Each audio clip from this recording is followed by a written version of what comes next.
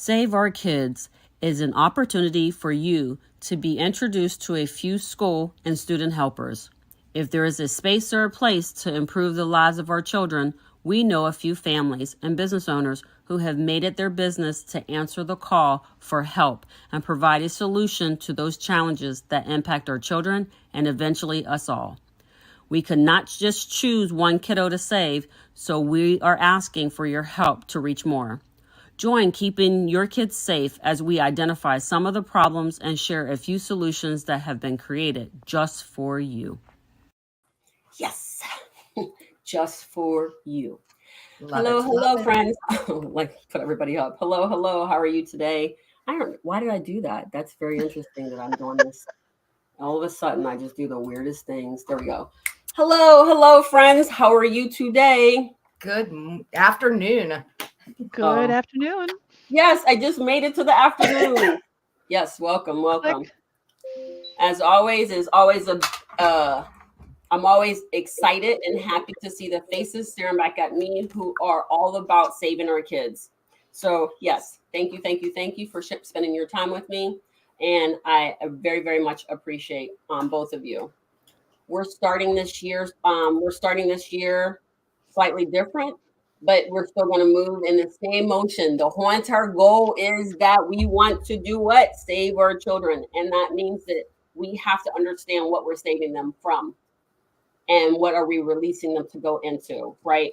So first and foremost, always thank you, parents. Thank you, teachers. Thank you, administrators, for doing the work that we cannot very much do on our own. You are part of our community. We very much appreciate you, and we are working to improve what is happening for you. So before we can ever create a solution that works, we have to understand why we're creating it. I love the fact that the two of you are here. So Molly, because you're a parent coach, and Kristen, because and I'm doing good, Kristen. You are. Kristen, because you're an advocate. So you're teaching parents how to advocate for themselves, for their children, which will ultimately improve their life and advocate for themselves at the same time. Yes. So let's kick it off. Sounds so good. What I always start with is the fact that we first have to understand our pool. Who are we working to help and protect? When I started in 2014, the population was 55 million children, went to school, K through 12. We are now looking at 49.4 million students in the fall of 2020 and 2021, with a projected total enrollment decreasing to 46.9 million by the fall of 2031. That is letting us know that something's wrong, that something's not right, because the kiddos have to, first of all, kiddos is used by you guys, the educators. That's where I got it from. I do not believe necessarily in calling children kids or things like that. But what I learned is that in the school, in the educational arena, they have a tendency to call the little people, because that's what they are, the little people, kiddos, right? And so that's where that term comes from me. But again, we have a lot of students, and you guys are outnumbered, because we know that there is 90,000 teachers in the United States. And there's a teacher shortage, right? You know what? Something's not right with that number. I'm sorry, 4 million teachers. Yes. Yeah. There you go. 90,000 schools. Here's the thing. I know for me, I make mistakes and I'm okay with it. It helps me be better as a human. So as soon as I heard it, I was like, that number doesn't make sense. It's 4 million teachers across the United States in 90,000 schools. That's the numbers, okay? 55% in 2023 want to quit. That means greater than 2 million teachers want to leave the profession. So that's a problem, right? So, and we know that 37% of the children do not read on grade level. Now, I want to be very clear that grade level, when they say not read on grade level, math and reading are combined. They are the same. So for those parents and families and people who don't understand that, when they say 37% can't read on grade level, they are also looping in the math scores as well. So if they can't read, they can't do math. If they can't do math, they can't run money. If they can't run money, they will they will blow up anything financial that's going to be for them. So those are the key points. So that being said, we're going to just kind of roll into some things. I'm going to give you opportunity for you to introduce yourselves real quick. But we are going to talk. We are going to have a conversation today about the Republican bill. This is not a political conversation. Let me say it louder for the people in the back. This is not a political conversation. This is a conversation about what is happening and how they're turning how they are turning school into a political arena of sorts that is ultimately impacting our children. So this is not a political conversation. This is a conversation about the politics that are being injected into our schools. So House Republican funding bill kicks teachers out of the classroom and takes away job opportunities and harms women and children. So there's a whole lot in this one bill.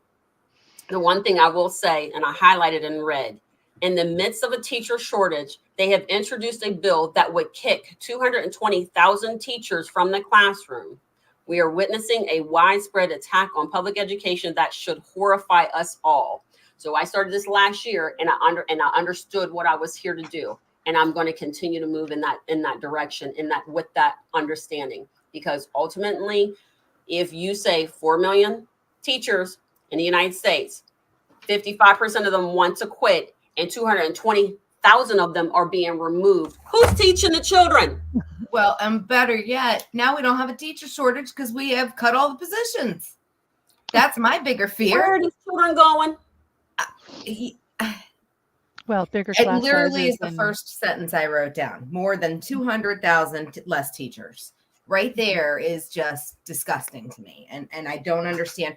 And this is coming from someone who was funded through Title I, which we'll talk about later today. And I no longer have a position because my district got rid of it because it wasn't important anymore to be focused on behavior and social emotional learning.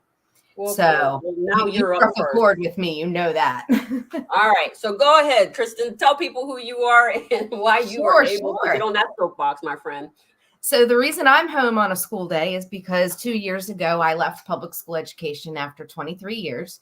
I am a special education originally trained and then became a general education teacher by way of multiple classrooms, multiple districts, multiple states. But I ended up landing back in special education about 12 years ago and became a compliance officer and really focused on making sure kids were getting what they needed. With that said, I then stayed in education for several more years as a behavior interventionist, autism specialist, and an SEL coach, social emotional learning coach. But I have since left, and I'm now working as a national professional development coach and trainer. And I also have launched my own business to do student advocacy for students with 504s and IEPs in public school setting, in any school setting that I can advocate in. So in a nutshell, that's who I am. And the bill here has just really sparked some nerves with me in terms of we're decimating a system that's already been decimated so many times. You know, when you think about the number of things that we're taking away from, our health and human services, education, and all the related agencies that are involved, this is going to affect every human being from birth till death, whether you go to school or not. It's going to affect you when you walk into the doctor's office. It's going to affect you when you're looking for housing, when you're looking for help getting out of college and either going to college or finding a program out of college to help you, because they're going to cut all of that. It's going to cut all of our supports for our students that have English as a second language or low income families, our Title I and II families and III. It's just really going to mess things up. So on that note, I'll stop and I'll let somebody else take the floor. You're hilarious, but you're right. And so we're going to have that conversation. We have a lot of time to have those conversations today, because one of the things is we want to discuss where we are, what we're going to break it down piece by piece kind of thing, and figure out what we need to do and who we need to bring into the room in order to help, because education is for all. And teachers are not the only educators. So we do need to be mindful and respectful of the fact that we have options. We just choose not to exercise those options, or we're unaware that they exist. Right. So I want to change that ultimately, so we don't have that anymore for other people. Okay, Miss Molly, tell All right. us about. So I know you may not jump on your soapbox right away, but it's okay. We're going to give you reason to. That's all right. That's all right. Yes, um, I got the surprise of hearing, hey, this is what we're going to talk about today. And I was like, wow, you will have to educate me because I have not read that bill and am curious. But here is my background for those of you who are watching. I was an elementary music teacher for 20 years. So in the public schools, teaching all the children, every single child in the school. My school averaged about 750 kids, and so I have that as a history. Working with the special ed population, talking to Kristen here, I was lucky enough to be able to have lots of time with the special ed students in my classroom. So I have experienced many music periods with them and been in planning meetings for them, IEPs and 504s and all of those things. So I have a little bit of an understanding of the special needs things. One of the reasons that I am not in the classroom right now is that the system was not supporting the children in a way that I felt okay with. And I was in a great district with amazing administration, with teachers who were passionate and powerful, and parents who tried. And with all of the things going right, the system was still not able to support the kids that really needed it the most. So my decision was to bypass the system, move out of it. I am certified as a parent coach, certified through the Center for the Challenging Child and A New Family Services. For those who are like, you can get certified in parent coaching? Yes, you can. And I am bypassing the system and I am going straight to the parents because the parents are able to do things like advocate for their children. They are able to be the change makers, quite literally, for the brain chemistry and the body chemistry of their children. So that is what I am passionate about. And I am also quite interested in diving into this conversation. Been in the school system for 20 years as a employee and have watched things come and go. And I'm really curious to listen to this conversation and to have and to be asked questions and to react because I have only had a chance to glance over what you have sent me. And I'm curious about what, our goal in this conversation is, save our children. And the question that you asked at the beginning, Tabitha, is what are we saving them from? We have to know. And looking at what's going on in the schools these days, we are in the middle of a mental health crisis for the children of America. And I can provide you research on that. But it's a rough time. You'll start dropping your stats, my friend. Drop your stats. Hold on.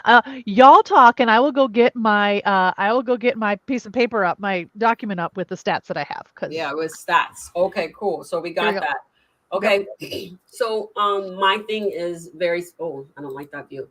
So my thing is that look, I do all kinds of weird things right live. Like this is a live thing. We're gonna do it. My thing is very simple. So here we want to educate, fill in the gap of education, fill in what you do not understand. So if you don't understand it, if you're unsure of what that looks like or things like that, then we're going to be here to help you with that. That's what the ultimate goal is. Now, that being said, we're going to educate you now. Because here's the thing. When I you just go to school. As a parent, you send your children to the school that they're feeded into, right? They're allocated. The line tells you what school you're supposed to go to. So I never recognized that I was in a Title I school or anything else. It wasn't until I went into business that I realized that there was definitely some differences. So, and I also understand that I think to a certain degree, you may not think that you have enough information to have this conversation with us, Molly, but I promise you, you do. Yeah. Because you spent 20 years in education. And so from that point of view, you're going to be able to provide us information that's going to be able to help us understand what we need to do and how we can do things differently and better, for the student. Because we have to remember what's in it for us. What's in it for us is that we gain a team member on the other side of adulthood. That's what's in it for us. We gain an employee that's efficient and effective and knows how to communicate and does all those things that we really think that they should know, and it helps to improve their life. That's what's in it for you. So I have a hard time with some of that, but I don't want to digress. I just want to go into where we're going, right? So Title I schools, improving the academic achievement of the disadvantaged. Title II schools are preparing, training, and recruiting high quality teachers, principals, or other school leaders. Title III is language instruction for English learners and immigrant students. Title IV is 21st century schools. I have yet to understand what that means. Title V, flexibility and accountability. Title VI, Indian, Native, Hawaiian, and Alaskan Native education. Title VII, impact aid. Title VIII, general provisions. So for the sake of our conversation, we are going to limit it to Title I and Title II. And Title I is defined as, you have the definition for that, Kristen? I do. Title I is the largest educational program that was founded in 1965 and then reauthorized through No Child Left Behind in 2002. The purpose is to make sure that all children have the opportunity to have a high quality education. So providing extra help to students who need it the most, children who are the furthest from meeting the state standards. Lots of schools that qualify for Title I have it's based on socioeconomic and geographic disadvantages in terms of within the neighborhood, how many kids are affected, and a lot of times then those schools are funded by the number of students that have needs, but there may be extra supports in that building that a school down the street may not have, like an extra counselor or social worker or a mental health worker. A behavior specialist like myself, that was not in every building.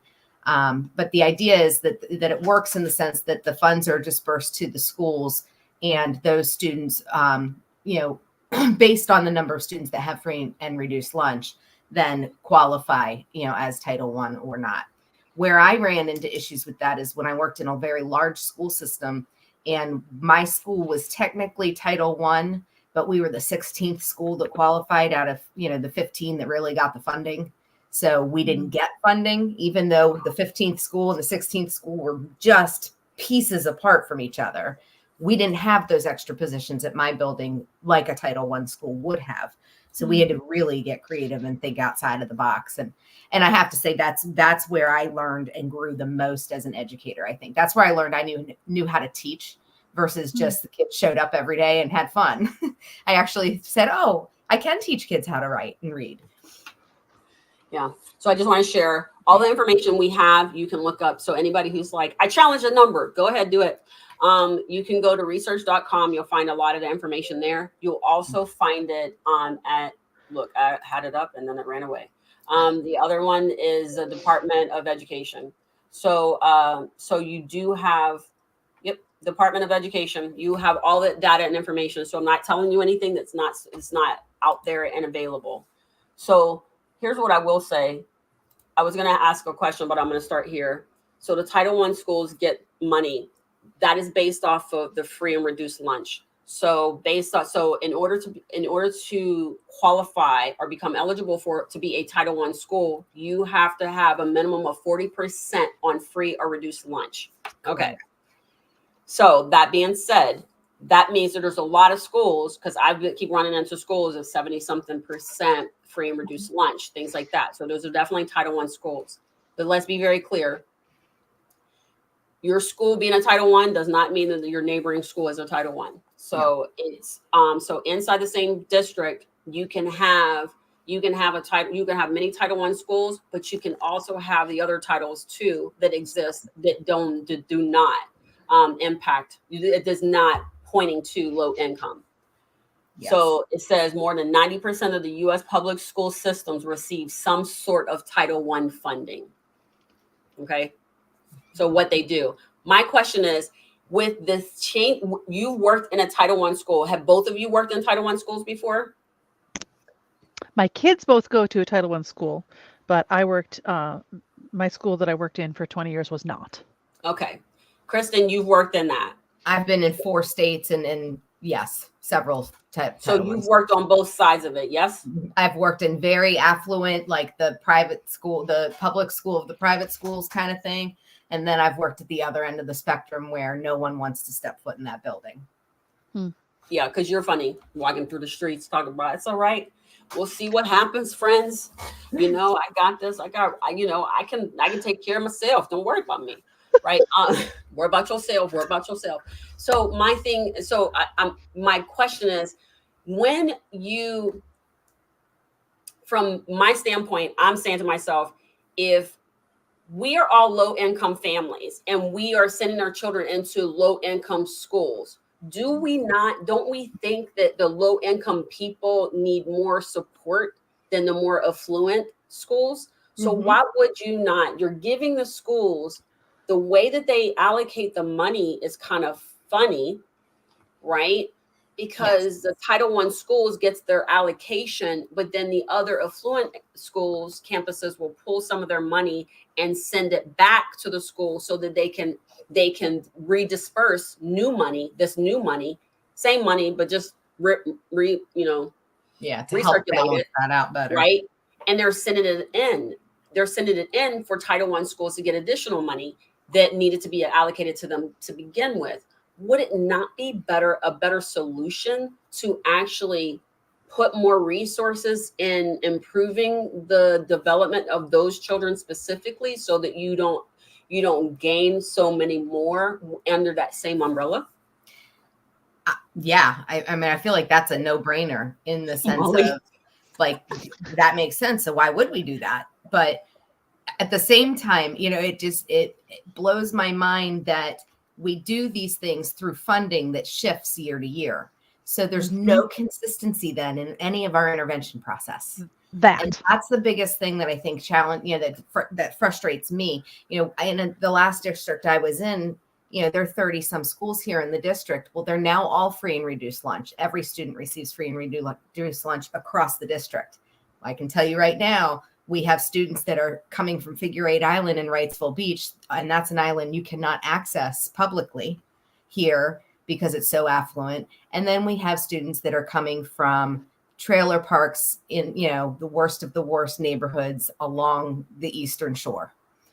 So the discrepancy there is just mind blowing. Everybody gets free and reduced lunch, though. Everybody gets free lunch and free breakfast. Okay. So help me understand. Are you saying that because everyone is getting free and reduced lunch and breakfast now, just across the board, there is there's no longer a way to check and to use numbers to get the funding? There's no longer a marker that can be used to to measure if a certain school needs more funding? I think there is. I won't speak to whether or not there is or isn't, because I'm not sure and I don't want to misspeak for sure. But okay. I think that one of the things that's happening, and I just know of 2 different districts in particular where it's free and reduced. It's free lunch and breakfast across the board. It's happening in Baltimore County schools in Maryland, where my niece and nephew are in school, but it's also happening here in North Carolina. I'm in the Wilmington area. And it's 2 different districts here that I've worked in that both do that now. And what I've seen is that shift then becomes, okay, well, now we're just equally dispersing and acting like, well, if we give everybody everything the same, then that's fair. Well, we teach and preach that fair is not equal. and that Right, equal is but not always fair. right. I think what I'm confused about is the the example that you're giving is about feeding the children, and what I'm in Minneapolis, Minnesota, and recently in the past year or two, there has been a shift in Minneapolis, at least. I don't remember if it's across the entire state or just for this district, where everyone gets lunch and breakfast. Everyone, and I have hailed that as like, yippee! Everybody gets it. So that's where I'm a little. That's where I think I'm just a little confused on where how that point comes back around to the Title I conversation. So I'll drop out and just let us. No, so because you're not the only one that's going to have that question. Exactly. So we really do need to kind of evaluate it and push it out. Because at the end of the day, that's what we're here to do, is to educate enough for you to go and start asking questions elsewhere, so that you can get a result that is conducive to what you want, right? Yeah. So let me go back. So Title I schools, period. Yes. Anybody. Yes. So the marker that they use is the free and or reduced lunch, right? Right. So when you have those 100 students that show up, and you say 70 of them cannot afford to feed themselves, their families cannot afford to fund their meals, then you have to give them food. So if they can't afford to fund their meals, then there's probably some other things they can't afford to fund either. Absolutely. So now, and here's the thing, Title I schools are in low income areas. Low income areas only are low income because that's where the families can afford to live. Right. Why is it that they can afford to live there? Because they're only making basic, maybe minimum wage or slightly above it. So they are not working. They're not working to live with a living wage. So therefore, now when you look at a Title I school, the landscape does not look like the regular schools, the other schools, the books, the pen, all the stuff does not exist there any longer. And so even though the calculation, the way that they have calculated how, and I know there is a calculation, I cannot talk strongly to it, but I do know it does exist because it has been something that was explained to me. So what I will say is this: there is a calculation that they use to allocate funds to every single school. Yes. And they use strictly the calculation to do that. But they've also have allocated those schools, that Title I school.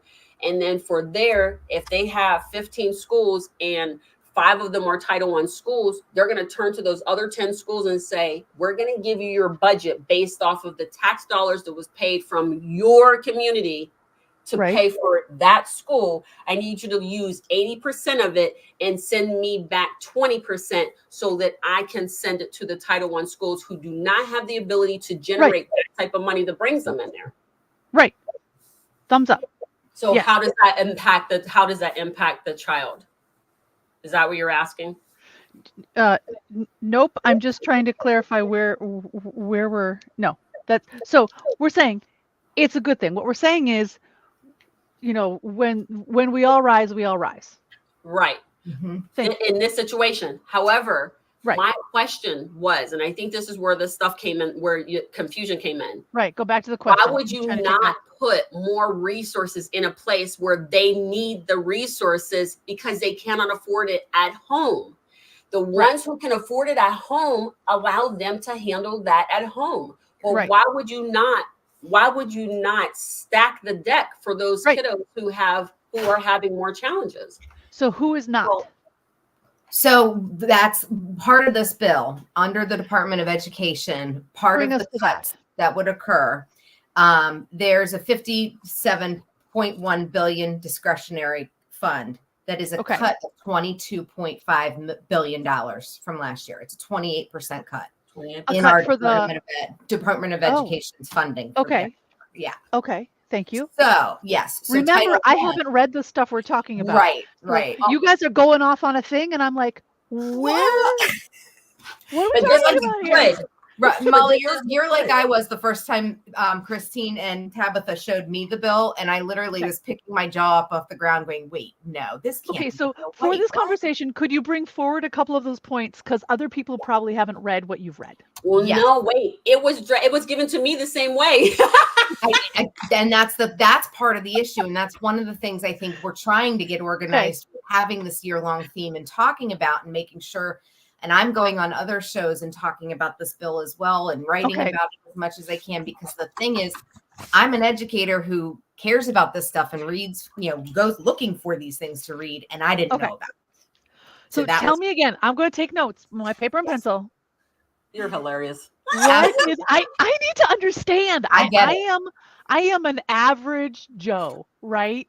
And I have what I consider a good brain, and I try to do best in the world, and I'm overwhelmed with all the stuff in the world, and I'm putting my head down and covering my head in the sand, which is the wrong thing to do, but sometimes we need to do it for survival. And I'm like, "What? There's a bill that we're talking about? What?" Okay, so Yeah. will you maybe did this already and I disassociated because it's so painful to listen to things about education these days. I So understand. could you review for me a couple of the main Absolutely. points that you're like, this is what they're doing? I'm Absolutely. going to write slowly. I'm writing notes. Okay. This is out of control. That's all we know. And don't worry, Molly. So here's the thing. This was done to me too. When Okay. she dropped the bill in my lap, I was like, "What?" What are you talking about? Yeah. And we were going on like in 5 minutes, and I was like, "This is nuts." So, but Okay. it's And I because think- I'm able to catch up on it for Yeah. sure. My points. The points that bothered me probably the most is the fact that this bill would decimate support for children K through 12, elementary schools, and early childhood education. Pause. How so? Where? Read it to me. So it says that. Okay, go ahead. You want me to share? Okay, ahead. so Yep. if they were to cut Title I, for example, Is that what they're bill- saying they're going to do? That one of the projections is that they would cut Title I. It's $3.7 billion, and it would be Okay. a cut of $14.7 billion from last year. Okay. So we're talking about a budget that used to be almost 19 billion, and now we're So cutting it to almost 4 billion. So more than in half. More than cutting- half, Okay. for sure. And that cut in particular, this is where I think, Molly, you're going to go, oh, Thank you. this is More where than the half. 220,000 teachers that Right. are extra positions in Title I schools, they would lose Mm. those positions. Okay. So all of those extra teachers to bring class sizes down, or support staff that were, paraprofessionals that are floating and helping in general ed classes for kids that don't have support. Yes. Okay, now I you've love got this. This is now you've got my actually turning out panties in a pretty good. bunch. Okay, Yep. so I knew you were going to get there. I knew it.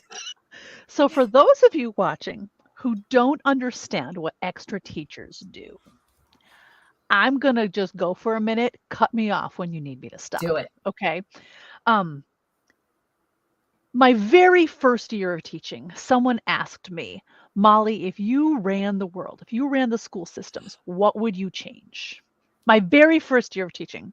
And I said these two things. I said smaller class sizes and more paraprofessionals. That means more teachers' assistants, more people who are in the classroom, supporting the kids who need it most, following them around, helping them when they need some regulation time, when the teacher is trying to teach Right. and there's a kid who needs extra supports.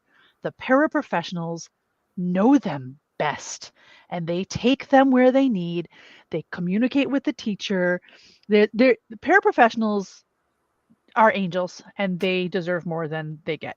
So those are the two things I said my very first year of teaching.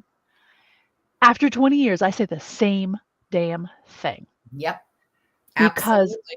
class sizes is the biggest issue with how teachers can connect with, Mhm. support, get to know, respond to children and their families. If the class sizes are ginormous, the teacher doesn't have it. We just don't Harder have to it. make in us. those connections. Mhm. So having, okay, so that's one thing. My kids are in Title I schools. I live in the urban Minneapolis area, and my kids go to the public schools here. I just got an email from my youngest child's middle school saying, we have been allocated more funds, which means this next semester we are going to be hiring more teachers and we'll have more class options. And so your Oh. children will have more opportunities. And just so you know, the schedule that they had like predicted that your kids would be on, like these classes, they said, just so you know, there may be some changes to that. If you have questions, let us know. And I cheered. I'm like, oh, more teachers? They're going to have smaller class sizes. They may have more options. When my eldest was in middle school, he didn't have a health class because they couldn't keep the health teacher. And so he was supposed to have this education of health, physical, mental, all this stuff. And he never got that health curriculum. We had to sign him up for something outside of school in order to do that online. Anyway, so but let me pause right there. please, yeah, pause me. Go. That right there is what I'm talking about. Yep. Mic drop. Boom. That it doesn't make sense to me. No. So Why are for we? you Right. have the ability to Yep. give him what he was missing in that Title I school, because he's in a Title I school. They don't have the ability to give him that because they couldn't hold on to the health teacher, right? Yep. So you were like, but hang on, Right. they still need that. And so I need to make sure that I give them the part of that education. So you funded it yourself. And What I am about those privileged families that enough. can't do that? Exactly. I am privileged enough to be able to do that. And we had free options, but I have the privilege of being able to have that brain capacity at this moment. You know, I'm not in the midst of trauma. I'm not at threat of being, harmed by people in my own society. All these things. I have the privilege of not having that happen so that I could put my focus on trying to do that. Right. Other parents don't have that. No. Other parents can't do that because they are just battling to survive. I was going to say it's Maslow before Bloom. It always Absolutely. it goes back to that. I say that probably every time I get on one of these shows. I really do. Yeah. But if kids have not had their basic needs met, they are Yeah. not going to learn from us. And until people can wrap their head around that and recognize that we have got to address those needs that kids have with the trauma and their Yes. backgrounds with different dysregulation disorders and mental illness and wellness or mental illness issues, Right. ADHD, all these things that are affecting kids these days. Ooh, And ooh. this bill takes all of the funding. All of that away. away. That's what Right. you don't know, Molly. Everything. Right. gone. Okay. There is a spot that I actually wrote, and I'll just kind of pull it up and share. But that's exactly the problem. It's extra teacher positions gone. Funding for Title I gone. The other thing too, before I go on any further with that, funding for Title I and class sizes gets really muddy too. A lot of people don't understand when they look at a school report card online and they see a class size and they go, oh, class ratio is 13-1. That's awesome. That's a great class size. But what you don't realize is that building has 6 self-contained special ed classes with 4 to 5 adults in the room. So when you then disperse it across the whole school, sure, it's 13-1. But Molly's got 36 kids in her 5th grade music class by herself. 35. Yep. Well, 35. I'm down the hall working one-on-one with a kid. My children in kindergarten had 27 and 30. Not in my classroom. In my suburban school that I worked at, we still have had years where we have had 34, 35 kids in a classroom. But in kindergarten in my neighborhood, they had 27 to 30 kindergartners. And when I asked the principal about that and said, what are you doing? They said, oh yeah, no, we have people who come into the class They're going who to help. support them in math and things like that. And I'm like, great, but who supports them when the teacher is just trying to build a community in that class? And I also said, great, do those supporters go to music class? Right? Or help And walk they're like, them down the hall? No. No. 5-year-olds Anyway. act like feral cats in the hallway. Oh, wait. What happened to the parent helpers? Right. I understand. Yes. So here's my thing. My magic number is 16. Every time you will put a 17th child in a classroom with one of my kids, I won't tell you which one. I'm pretty sure you figure it out.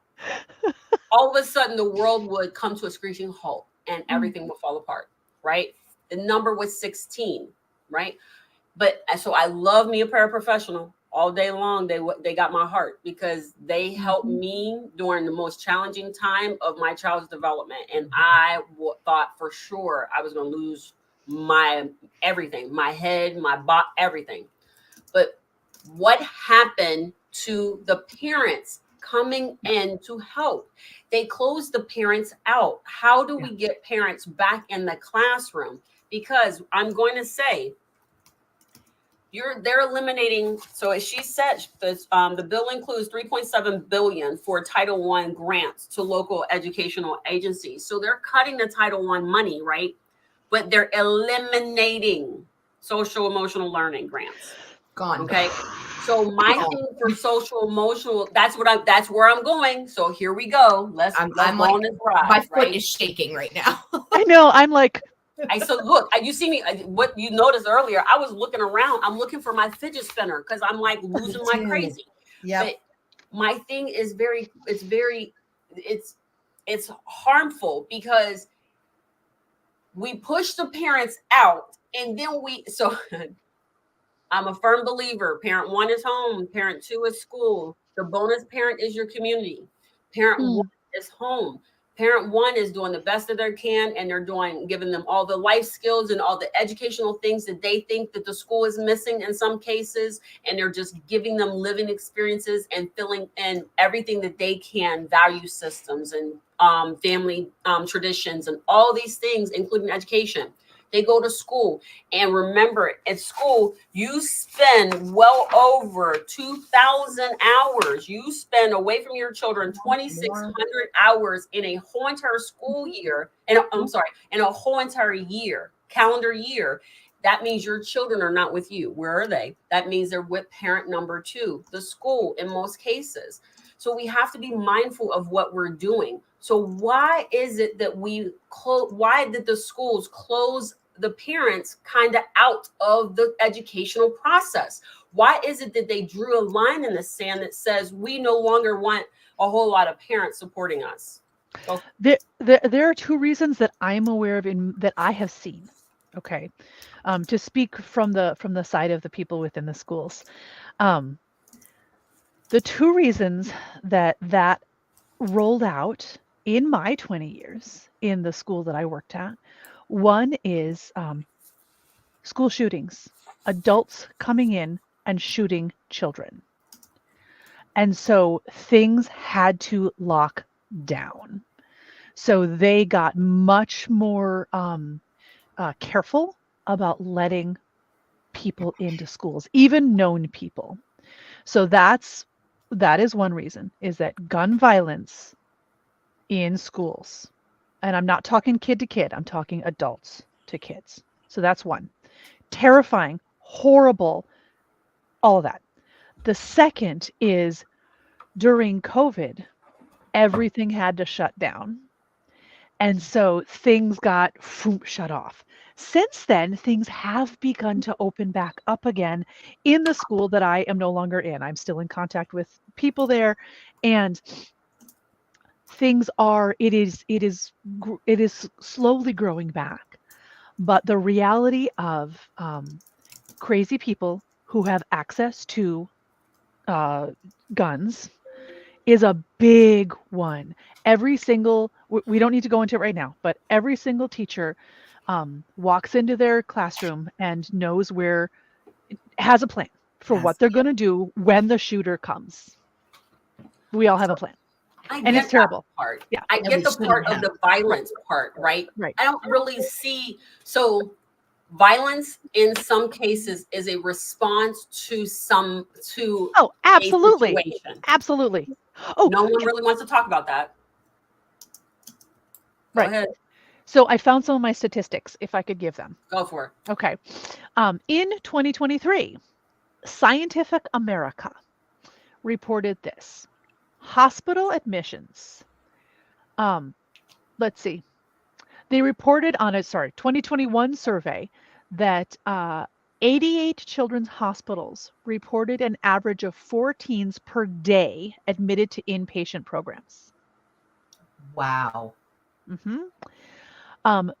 From 2007 to 2021, suicide rates amongst young people ages 10 to 24 increased by 62%. Mhm. From 2014 to 2021, homicide rates rose by 60%.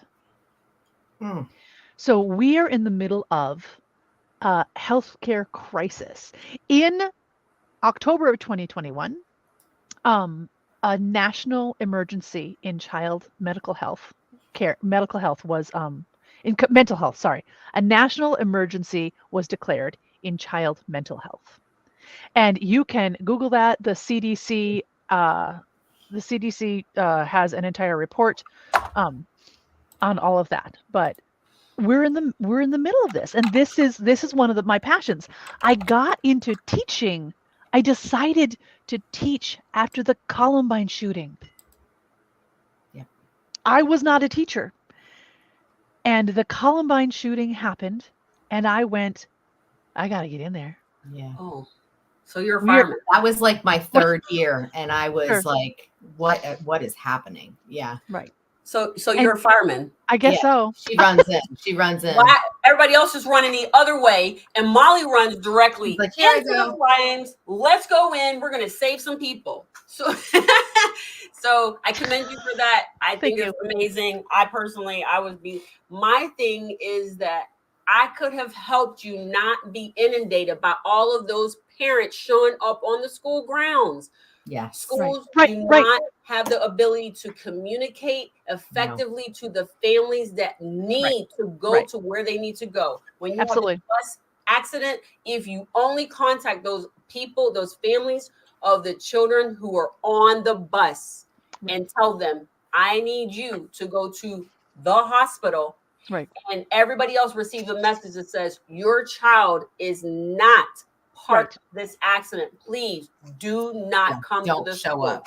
Right? Right. And so I think that that's one of the things that could happen. But you actually state the reason why this is called Save Our Kids, because ultimately what you're saying is you're saying it's a mental health crisis. We've had conversations previously that have said it's not a mental health crisis, it's an emotional crisis. At the end of the day, it doesn't matter. It's a crisis. The child is at the center of it, and they are the ones that are taking all of the consequences for all of the decisions that adults make that are not in the best interest of the child. So what's in it for me? What's in it for me is that I get to rest at the end of my night, knowing that that child has what they need in order to successfully live the life that they want to live, healthy and with the right development. Because what you don't want to do, so sometimes I think about end of life, end of days, right? What would it look like if it's end of life? If in my community I have 10,000 people and it gets reduced to 200, what does that look like? That's kind of what it looks like. And if we don't hurry up and figure this out, we're showing you it's imploding. But the children are responding to us. The children are responding to our lack of initiative or the unwillingness to change or whatever any of those are. And I think that that's something to be said, because that's what it is. We don't care enough to stop things from continuing to roll downhill. Yep. Yeah. Absolutely. That. Very well said. That's what I just feel like. Absolutely. Lori, I'm so thankful you came to visit us. I just want to let you know, thank you all for hanging out with us. We'll be doing this every Tuesday, same time. So Lori, yes. Christine, oh my gosh. Another Christine, I love it. Christine, yes. Children, just like adults, need to have the basic needs met in order to be functioning at their full potential. How does any adult feel when what you see that Snickers commercial. How do you feel when you don't eat? Right. So You if get they hungry. made a Snickers commercial for telling you get hangry. Well, why it's all, would I mean, you- it's all interconnected, you Yes. know. I People love that. think, our brains, our emotions. I haven't been part of the conversation about mental health, emotional health, but just from my gut, I'm like, yeah, well, when I say mental health, I'm talking about how people deal with their emotions. Right. Yes. And Right. and then the chemistry that is part of Yeah. all of that. And Yeah. so sometimes our chemistry can get off Yeah. for a variety of reasons. But with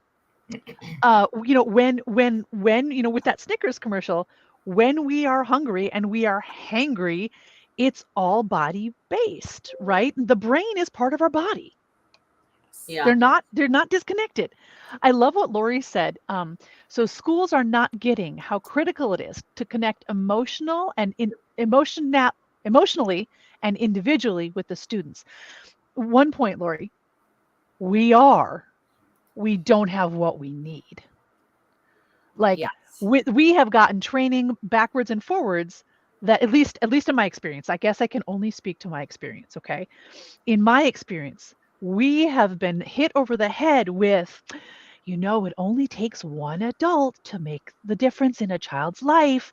Go connect, go connect, go connect. Mhm. And we are just like, with 35?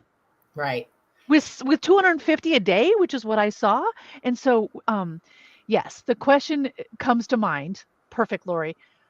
How to get this across to the powers that be in a way that makes them listen. Absolutely. And that is why we're here. Wish I knew the answer to that, because Yeah. that's the problem. And Absolutely. and the people making these decisions have no idea what's walking Right. in those classroom doors. Right. I just pulling, back to the bill for a second. Education is just a sliver of this too. And that's the other thing. Like, we haven't even touched on the fact that it's going to slash mental health supports. It's going to slash pre-existing condition support. If you have a pre-existing condition, forget it. Wait, this is Healthcare in the will be gone. This is all Okay, part okay. of this bill. All not part of the Okay, so education is just a little piece of it. Yep. And that's there's The multiple. first whole part. entire bill. It is ridiculous. So we send you the link. You'll have a chance to take a look at it. Anybody who's looking for this, go ahead and type in House Republican funding bill. It will come up. But I'm here, and I'll put it in the comments after this call. I mean, after we wrap, and I'll put it in the comments so people can go and look for it. But I'm here to tell you, it slashes. Remember what I said at the very beginning. House Republican funding bill kicks teachers out of classrooms. 1, takes away job opportunities. 2, and harms women and children. 3. That is because there are rider policies. There are insurance. There are rider additions that they actually call them policy writers. So policy writers that are all part of that. And when you start listening to this, because the one I tell you just makes me want to I have grit my teeth. The bill includes multiple policy writers to block the Department of Labor from implementing regulatory changes that would improve working conditions for workers in various industries.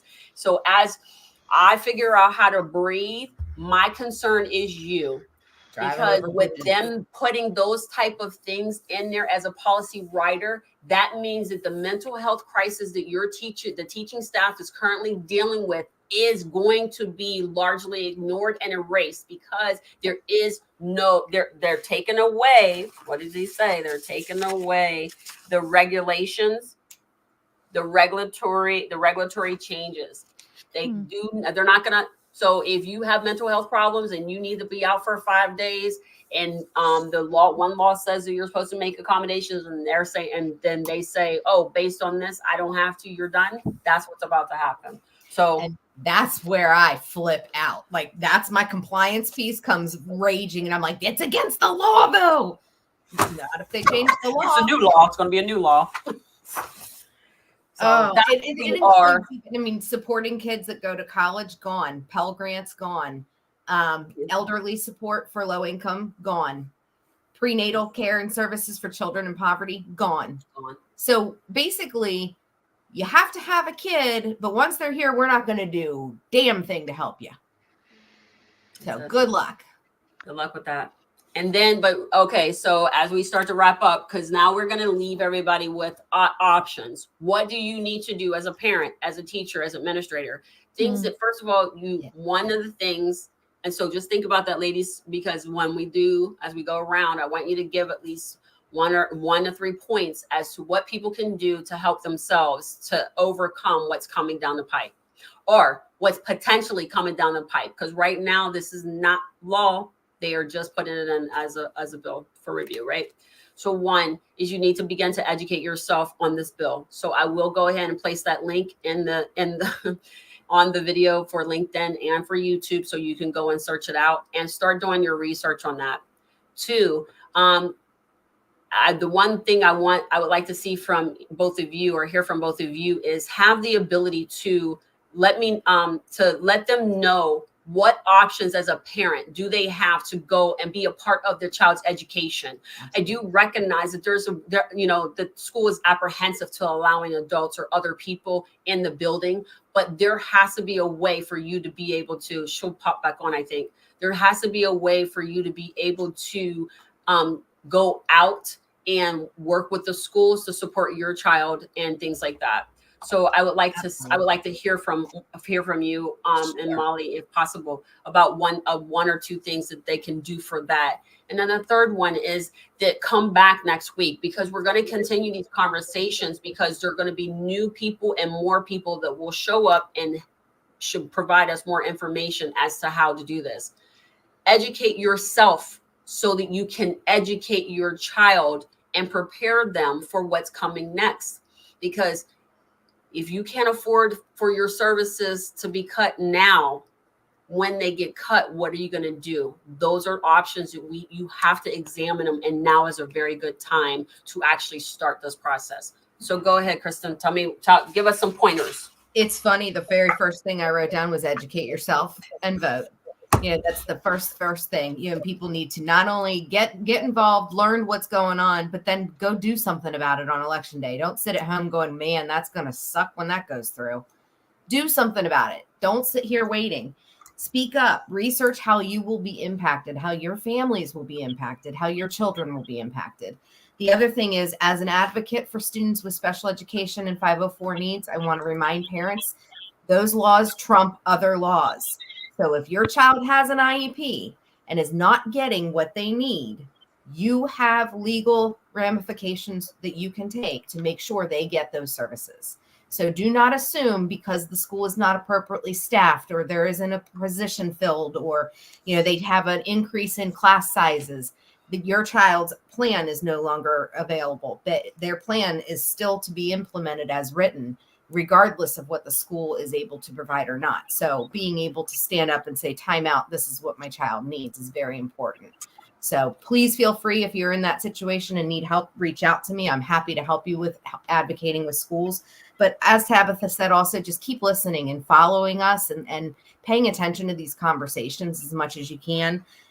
We do on Thursdays, Breaking the Contradictions, Tabitha's other show we've got with Christine Jones, and that will be a topic of conversation on there as well. So just keeping that in mind as we go through, the next few months. You can't change things if you don't learn about them and speak up. So that's the biggest thing. That's awesome. Yeah. Awesome. Okay, Molly, give us a couple pointers. Give the parents a couple pointers, or whomever. What do they need to do that's going to help them to kind of prepare for what's possibly going to be put into place? Right. I don't have anything in my mind real specific for this specific bill, but the things that parents can do. One, if you pop onto my website, I also have conversations monthly about, there it is right there. Free conversations monthly that you can sign up for, mindful parenting conversations. And I have a Zoom second Thursday of every month that a bunch of parents get together and talk about how we can be more present for our own children while they are walking through this minefield that growing up feels like it is right now. So that's one thing.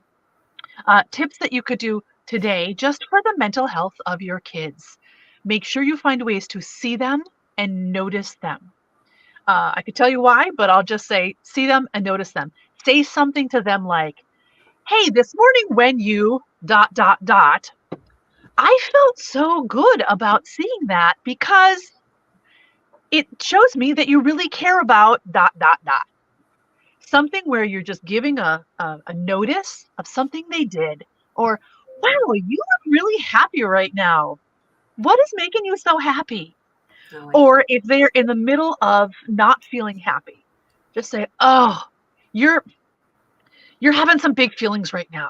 Do you want me to be here with you, or do you want a little alone time for that?